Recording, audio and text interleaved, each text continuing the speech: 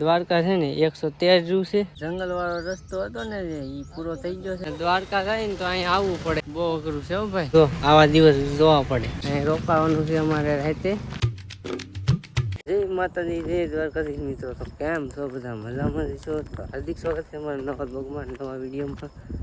જો અત્યારે અહીંયા રોકાણ હતા આવી જગ્યાએ ને જ્યારે પાછા હાલતા થઈ ગયા છે ત્યાં કાંઈ ગાશે પીએ ને આગળ હવે ચા પીવું. આમ કાંઈ દેખાય નહીં, આમ અંધારું અંધારું લાગે અત્યારે. રાત છે કે નહીં એટલે ચાલો હાલવામાં નીકળી. પછી હોટલે ઊભું રહેવાનું છે આપણે ચા પીવા. અહીંયા પોણો ખાઈ લીધો બધાએ, નાસ્તો કરી લીધો.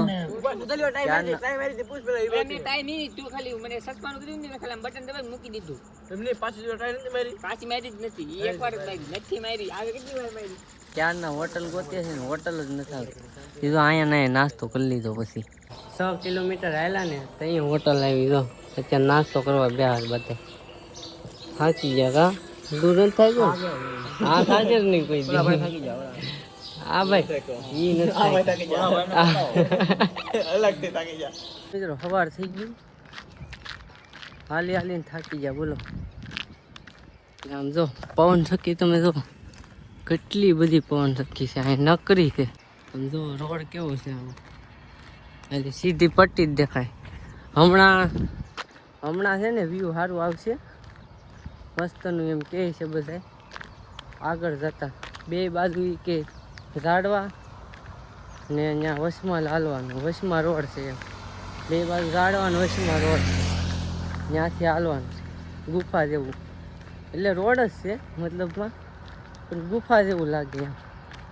ચાલો હમણાં તમને બતાવું. આગળ આવવાની તૈયારીમાં જ છે. દ્વારકા છે ને 113 રૂ છે, પોરબંદર 9 છે. એટલે આ પોરબંદર વાળો રસ્તો છે. હાઈવે અમે મેકી દીધો સામે, એથી પોરબંદરમાં જવાનું છે. જો મિત્રો કેવો રસ્તો આવ્યો. આમ જો બે બાજુ ઝાડવા ને એની વચ્ચે હાલવાનું. આ તો એમ કહે છે ગોપાલને, એમ કહે છે આ તો એ કે કાપી નાખાય કે ડાળું આ બાજુ રોડ ઉપર હતી ને એ કાપી નાખી છે. ન કરી કે આમ દિવસે હાલતા હોય ને તો એમ લાગે અંધારું છે, એવું હતું બધું. જો આ બધું છે ને કાપી નાખેલું છે. આમ રસ્તામાં આવતું હતું. સુરત દાદા ઉગે ને તો કેવું થઈ ગયું, મસ્ત મસ્ત પીળું પીળું થઈ ગયું. વાત ઉપર તો કેવું મસ્ત વ્યૂ છે અહીંયા. હા શું તો હવે આવ્યું. મને શું થયું કે પાછળ જે પન્ની વાળો રસ્તો હોય છે ને ઝાડવાનો એ જ હશે, પણ એ નહોતો. મને એમ કે કાપી નાખ્યો છે, નહીં. બાકી જો અહીંયા છે એ રસ્તો. અહીંયા આમ જો જ્યાં ઠેઠ સુધી જો ને બે બાજુ ઝાડવા જ આવે.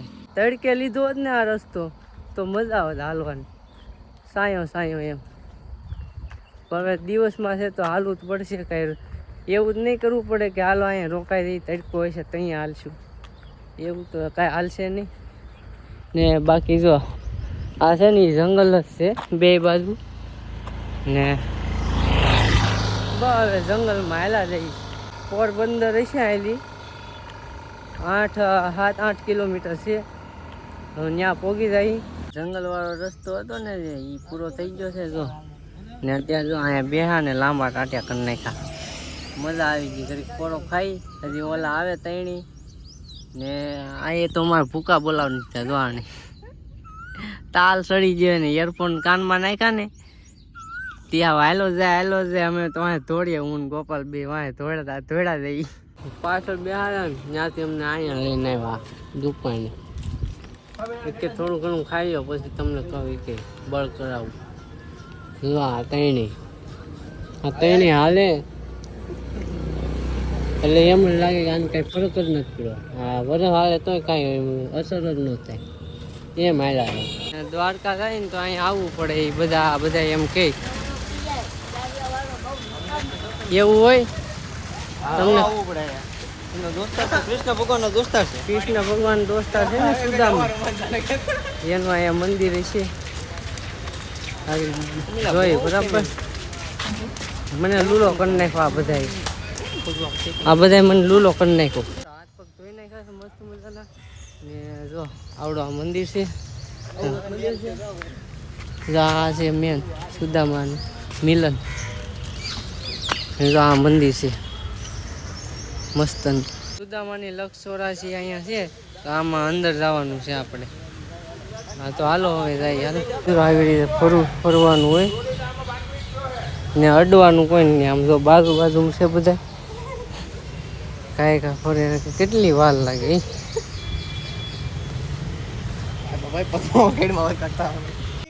માઇન્ડ પૂરું છે. અડતા નહીં હે ઓલા કારનું પૂરું કરી નાખ્યું.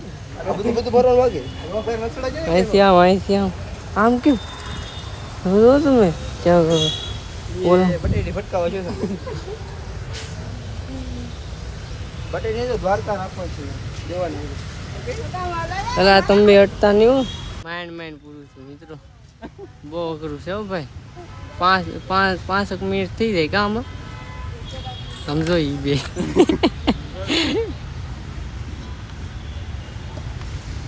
આમાં હાલવાનું આની અંદર. પોરબંદરની બહાર નીકળવા આવ્યા છીએ. પોરબંદર વહી ગયું ને જો આ એવા રસ્તા ગોતે ને ઓલો અમારે આગળ છે ને એવા રસ્તા ગોતે ને અટવાઈ જાય. આવા રસ્તા હે આવા રસ્તા તો આ ગામ વાળા એ નહીં જોયા હોય. આ રે છે એને સાવનમાન મંદિરે ઊભી ગયા છે. જો આવું કાંક મંદિર છે. અહીં તો બધા જમવા બેઠા. જો આવા દિવસ જોવા પડે હાલે ના આવું હોય તો. મિત્રો બધાએ જમી લીધું છે ને અહીંયા પથારી કરી દીધી.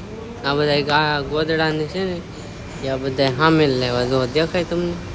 તમે ગમે એ મંદિર જાઓ ને પણ એટલા બ્લોક તમને ક્યાંય નહીં જોવા મળે. આમ જો સ્પેશિયલ મોબાઈલ ચાર્જ કરવા માટે હો લખ્યું હોતે. જો આવું મંદિર હોય. અત્યારે ઉઈ જાઉં પછી હાથ પગ ધોઈને દર્શન કરી લેવું પછી નીકળશું. અત્યારે બધા આરામ કરે છે તો હાલો અત્યારે ઉઈ જાય. તો મિત્રો 3 વાગી ગયા છે ને ઉઠી ગયા બધાય.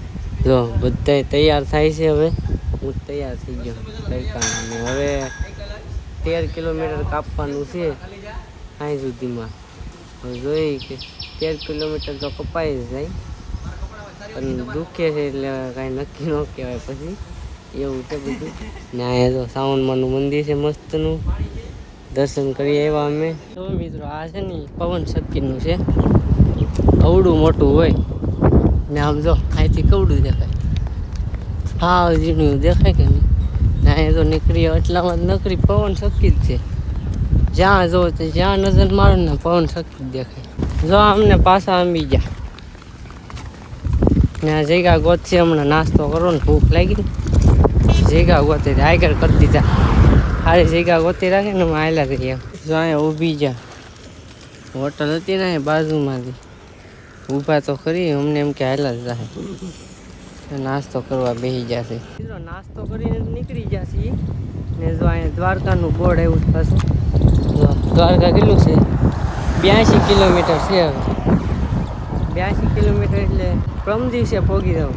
કેમ કે કાલે એક જગ્યાએ રોકાવાનું છે. મને નામ તો નથી આવડતું. હાલો હું તમને કહે હમણાં પછી.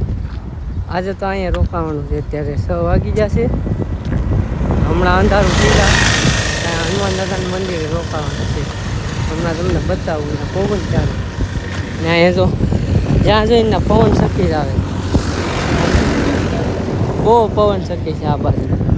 જો કેટલી બધી પવન શક્તિ. આમ તો ઠેર જ્યાં નજર નાખો ને આ બાજુ તો સામે તો કેટલી બધી છે. અહીંયા છે અમે તો એક લાઈનમાં જ્યાં નજર જાય ને ત્યાં સુધી નીકળી પવન શક્તિ જ દેખાય. બહુ ભાઈ આ બાજુ બહુ પવન શક્તિ. હમણાં સનસેટનો ટાઈમ થઈ ગયો છે. 6:30 વાગ્યા છે.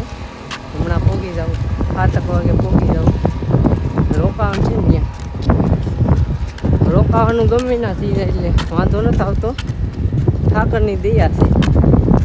સારી જગ્યા મળી જાય, સારું ખાવાનું મળી જાય. 2 દી તકલીફ પડી. 2 દિવસ રોટલાને એવું ખાવાનું ન મળ્યું. 2 દિવસ નાસ્તો કરવો પડ્યો, બહારનું ખાવું પડ્યું. પછી તો નકરું ઘર જેવું જ ખાવાનું મળ્યું. એવું છે મિત્રો. અહીં રોકાવાનું છે અમારે રાતે, પછી હવા નીકળી જવું. અહીં તો હનુમાન દાદાની મૂર્તિ થોડી મોટી છે. તો મિત્રો અંધારું થઈ ગયું છે ને બધાએ નાહી લીધા ને અત્યારે તો જમવાનો ટાઈમ થઈ ગયો છે. જમવા બોલાવ્યા છે અમને, તો અમે જઈએ છીએ બધા જમવા. ને આમ જો હનુમાન દાદાની મૂર્તિ કેવી મસ્તની દેખાય ને અહીંયા રામદેવ પીરની મૂર્તિ છે.